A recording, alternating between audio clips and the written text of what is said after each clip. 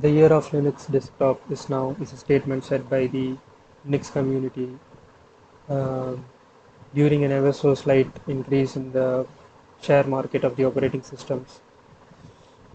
Um, but 2025 and 2024 has given Linux a great amount of popularity because of Valve releasing Steam Deck, um, which is just a reskin of Arch Linux, an immutable version of Arch Linux. Because of the release of the SteamOS, the competition such as the Asus ROG Ally and the Lenovo Legion Go uh, have taken interest in using SteamOS in their own gaming handhelds, which is a testament on how the SteamOS is great and provides gaming experience in handheld, just in a very seamless way.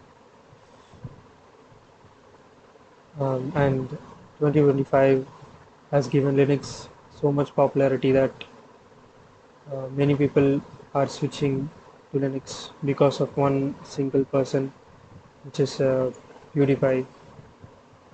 He uses, I think, Linux Mint on his main PC because Linux Mint is very ultra user friendly, and he also says in his video that he only plays games and mostly does content creation stuff, which is enough uh, if you're using Linux Mint.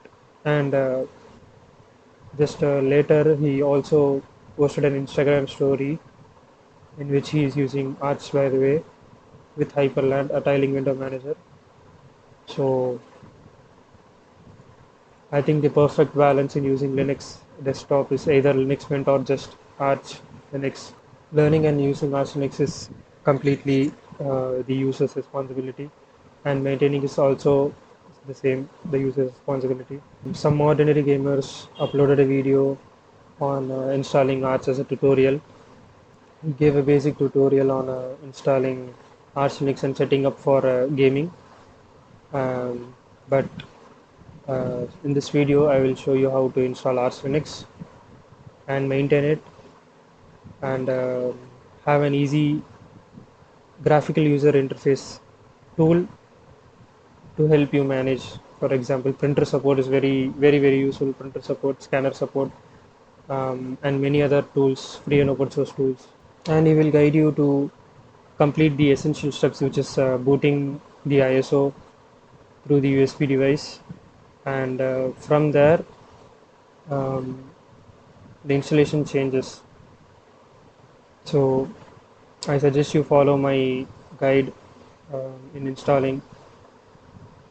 Since I don't have a capture card, I'll be using a virtual machine to install just for this tutorial.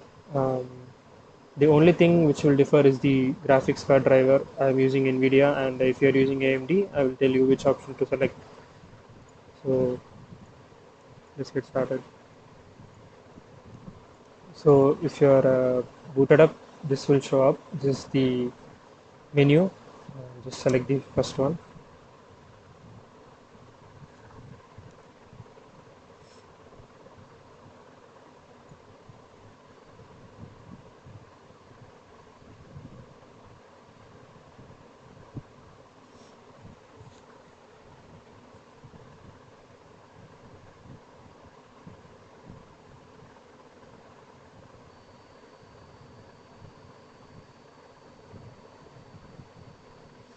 So we are in the Arch ISO. The first step to do is enable Wi-Fi internet, and if you are using Wi-Fi, these are the commands that you should follow. Since I'm running it in a virtual machine, I don't need Wi-Fi. Um, or I'll suggest a video to watch, which is Arch ISO Wi-Fi. So this is the guide if you want to connect to Wi-Fi in the Arch ISO. After connecting, um, the first important step to do is sudo pacman -sy arch linux -keyring. So this will update the Arch Linux keyring to the latest version. Click yes when prompted. It will install the latest keyring. And now press Ctrl L to clear. Um, so now type Arch install. It will load the script.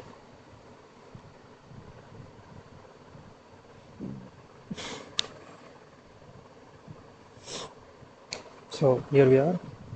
Locales. Um, I'm using English. So if you're using any other languages, go to keyboard layout, and you can select it from here. And local language, you can press forward slash and search. For example, let's say RU. We have RU here, and to escape. And local encoding is nothing. This encoding. Let's just leave it to auto. Just leave it in default. Mirror region. This is for getting the fastest servers. I don't use mirror region, so this configuration. This is an important step. Um, my knowledge is very limited in installing Arch Linux. This is how I installed Arch Linux for myself, and I'm just telling you how to. Um, if I uh, I install Arch Linux on a empty specific drive, not on a partition. So I take an entire drive on using my operating system, not a partition. For example, like if I have 512 GB of an entire disk, let's say I want 60 GB for Arch Linux. So I don't know uh, how I can install Arch Linux on that specific 60 gigabytes, but you can install Arch based distro, for example, Endeavor Cache and Garuda OS. So they given a GUI installer in which you can select the particular partition in which you can install the entire Linux distro. I think there might be guides on how to install us on the specific partition. So in this installation, I'm going to install it on a full 1 TB of SSD. So this configuration, partitioning, user best effort. So this is the VirtualBox hard disk. So select ButterFS file system. BTRF is also ButterFS. So this is very helpful in taking backups of the root directory and also other backups. So I mostly use it for the root backup. So BTRFS, subvolume default structure yes, use compression, and back. And the disk encryption, if you want disk encryption, you can also do it. But if you want a guide on how to do it, go to ArchWiki and swap. Yes, swap is nothing but it will use your primary storage, which is hard disk or SSD. If the RAM is fully being used, it will take some space from the primary storage and use it. It will prevent crashing the system. Like for example, blue screen of death in Windows um, also happens because of full RAM usage, in which the system does not have memory to use. Sometimes it happens. So bootloader, Grub is default. I use Grub. Um, this is this is how I install my Arch Linux. So this is my options. This is how I select and install hostname, Arch Linux or whatever you want. Root password. I'll just give one for the tutorial. And user account. Add a user.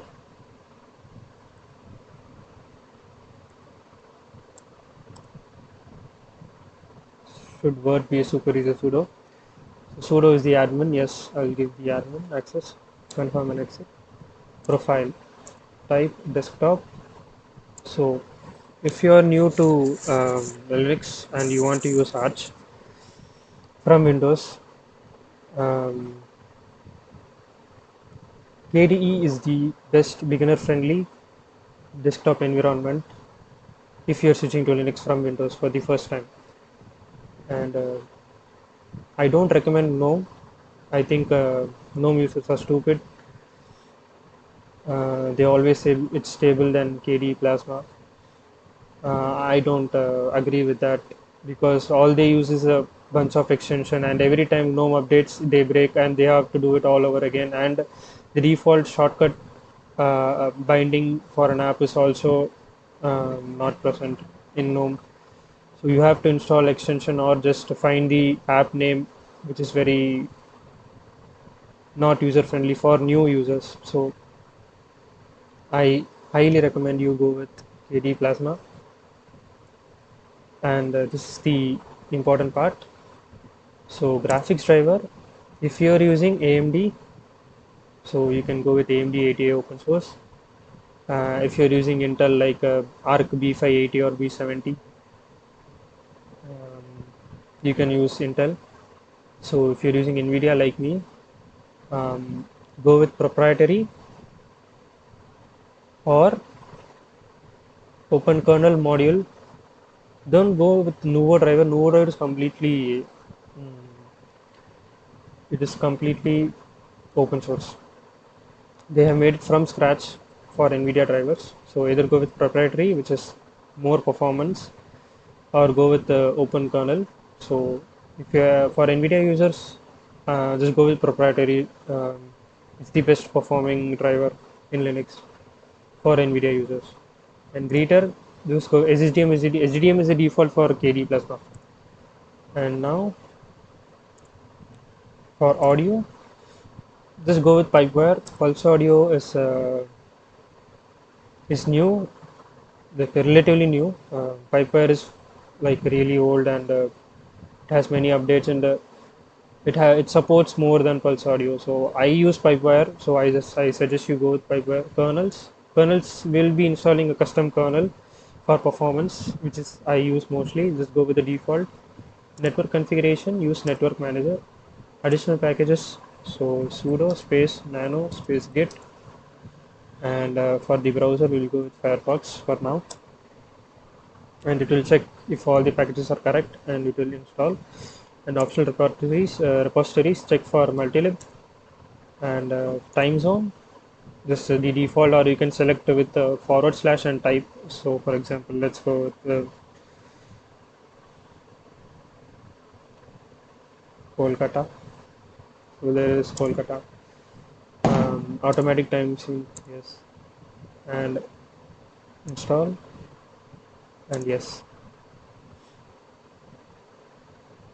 and it will format the drive and install the operating system.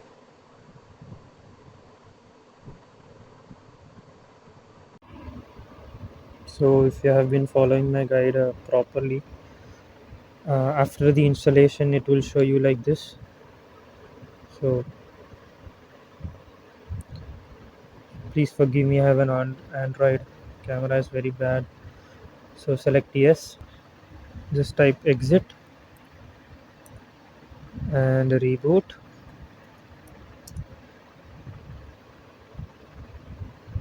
and I'll remove my,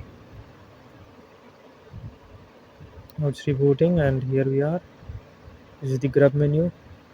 So Arch Linux, we are inside.